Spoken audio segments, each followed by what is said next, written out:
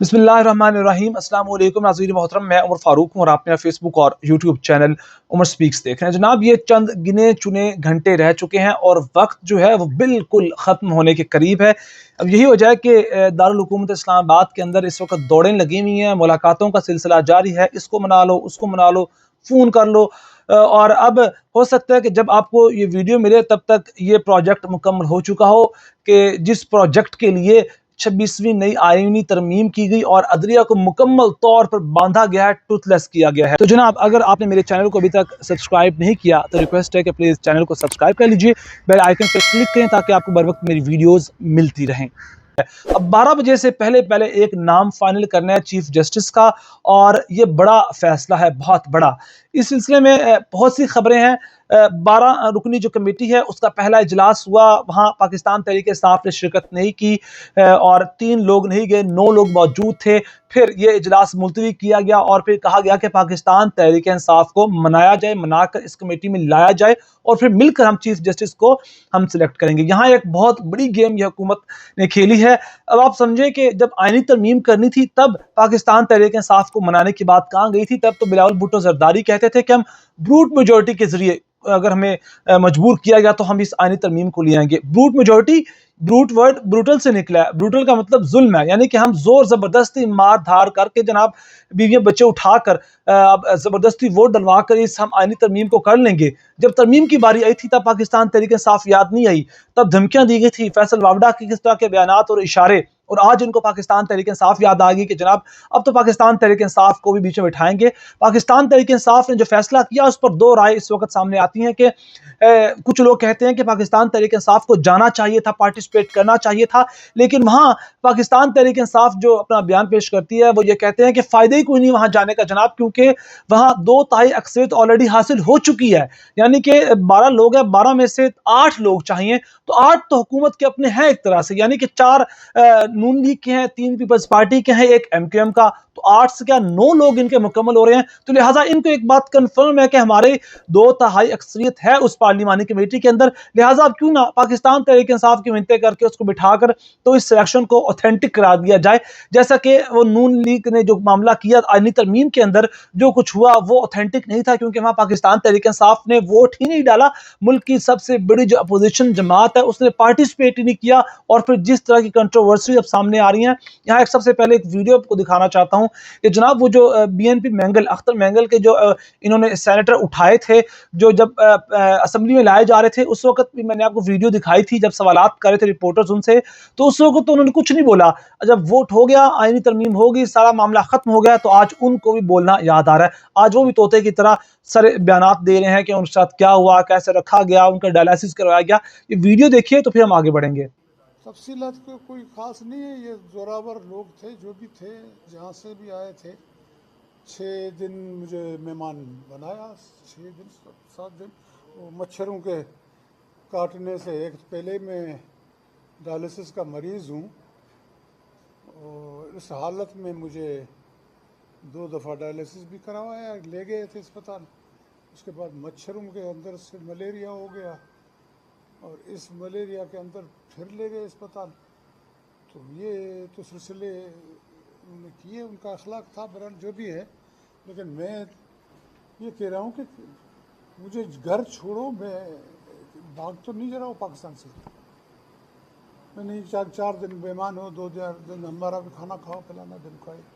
ये इस किस्म की बातें। तो जनाब, आपने ये वीडियो देखी तो आपको समझ तो आ चुकी होगी कि तब ब्रूट मेजोरिटी की जरूरत थी तो फिर ब्रूटलिटी दिखाई गई, और आज पाकिस्तान तहरीक इंसाफ को शामिल करने की इनको बातें याद आ रही हैं। अब जनाब जो खबरें सामने आ रही हैं पाकिस्तान तहरीक इंसाफ को लेकर,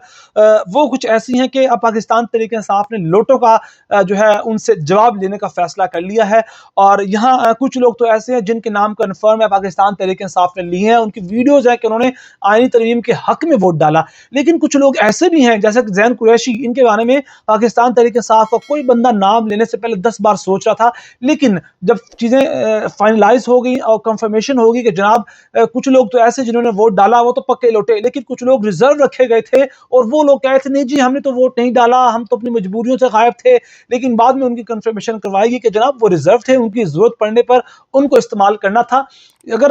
ریزرو رکھے گئے تھے تو ایک طرح سے پاکستان تحریک انصاف کے خلاف ووٹ ڈالنے کے لیے وہ تیار تھے، لوٹے تو بن چکے، لہٰذا ذہین قریشی کا بھی نام آیا کہ وہ لوٹوں میں شامل ہیں، کھل کر نام لیا سلمان اکرم راجہ نے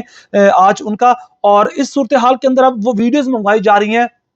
جو حلف لیے گئے تھے ان سے، یہ تب کی بات ہے جب پاکستان تحریک انصاف پہ ظلم و ستم عروج پر تھا، ان سے ان کا انتخابی نشان لے لیا گیا، ان کو کہا کہ یہ تمام جو لوگ ہیں یہ پارٹی کا حصہ ہی نہیں ہے، پھر سنی تھات کونسل کے اندر گئے، اتنی کنفیوژن تھی تو اس دوران انہوں نے یہ ایک اچھا کام کیا کہ ٹھیک ہے آپ لوگ اگر عمران خان کے نام کا ووٹ لینا چاہتے ہیں، پاکستان تحریک انصاف کے نام پہ الیکشن لڑنا چاہتے ہیں، تو پھر آپ حلف لے کر ویڈیو بیان ریکارڈ کروائیں تاکہ کل کو آپ مکر نہ جائیں کہ جناب ہم نے ووٹ حاصل کر لیا، اب تم کون یا میں کون، اربوں روپے جب آتے ہیں تو پھر سب بدل جاتے ہیں۔ تو بات یہی ہے، اب وہ ویڈیوز سامنے لانے کی باتیں ہو رہی ہیں کہ جناب ان کی ویڈیوز لائی جائیں گی جب انہوں نے قرآن کے اوپر ہاتھ رکھ کر جناب کہا تھا کہ ہم عمران خان کے ساتھی ہیں، ہم عمران خان کے ساتھ بے وفائی نہیں کریں گے، ان کے خلاف ووٹ نہیں ڈالیں گے، ہمارا تعلق پاکستان تحریک انصاف کے ساتھ ہے، رہے گا۔ اس صورتحال میں اب جب یہ ویڈیو سامنے آئیں گی، ان کی فیملیز کے لوگ، ان کے یعنی کہ دوست وغیرہ دیکھیں گے تو پھر دنیا تو انہوں نے اپنی تباہ کر لی، اپنی عزت گئی، پھر آخرت بھی تباہ کریں گے۔ اور ایک تو رکن ہے، شاید ان کا نام مجھے ایگزیکٹلی یاد اس وقت نہیں آ رہا، جن کی ویڈیو تو آ چکی ہے آلریڈی کہ انہوں نے قرآن مجید کے اوپر لال غلاف قرآن مجید کے اوپر کور، قرآن مجید کو لال غلاف سے کور کر رکھا تھا، جب قرآن مجید کے اوپر ہاتھ رکھ کے جناب انہوں نے یہ قسم کھائی تھی کہ میں پاکستان تحریک انصاف کا ہوں، میں کوئی بے وفائی نہیں کروں گا، میں کوئی منحرف نہیں ہوں گا، نہ میں لوٹا بنوں گا، لیکن وہ لوٹا بنے۔ اب اس صورتحال میں جناب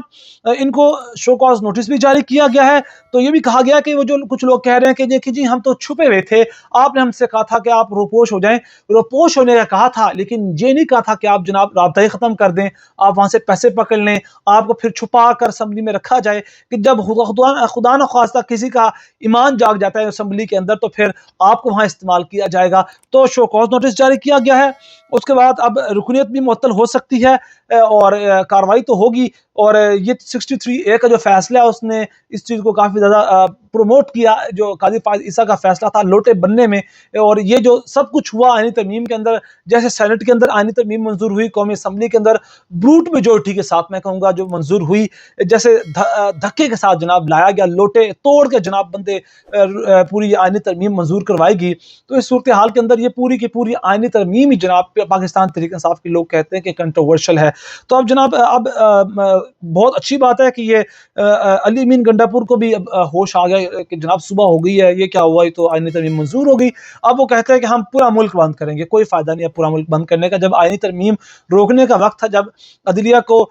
باندھا جا رہا تھا، چیف جسٹس کو اثرات ان کے جو کیا کہتے ہیں اختیارات کو لیا جا رہا تھا، تب آپ سے بولا نہیں گیا، اور آج آپ کہتے ہیں کہ ہم ملک گیر احتجاج کریں گے۔ ملک گیر احتجاج اس طرح نہیں ہوتے، جب وقت تھا تب آپ کو نکلنا چاہیے تھا، یا پھر آج نکلتے جبکہ جب آج پاکستان کی جو سپریم کورٹ ہے ان کی چیف جسٹس کا انتخاب ہونے جا رہا ہے، تو یہ وقت ہوتا ہے جب احتجاج کرنے کا، بے وقت احتجاج کی کوئی فائدہ نہیں ہوتا اور لوگ نکلتے بھی نہیں ہے، جس طرح پھر علی امین گنڈا پور غائب ہوئے، پھر جس طرح کی جو باتیں ہوئیں، وہ اب عمران خان سے ملاقات، پھر تحقم ثانی بند ہے، تو یہ کہانیاں چلتی رہیں گی، لہٰذا آج رات 12 بجے تک جو ہے چیزیں بہت امپورٹنٹ ہونے والی ہیں، آپ کو ہم مزید بتائیں گے اس سارے معاملے کے اندر کیا حالات چلتے ہیں اور کیا ہوتا ہے۔ اپنا بہت سارا خیال رکھیے گا، چینل کو ضرور سبسکرائب کیجیے گا، اللہ نگہبان۔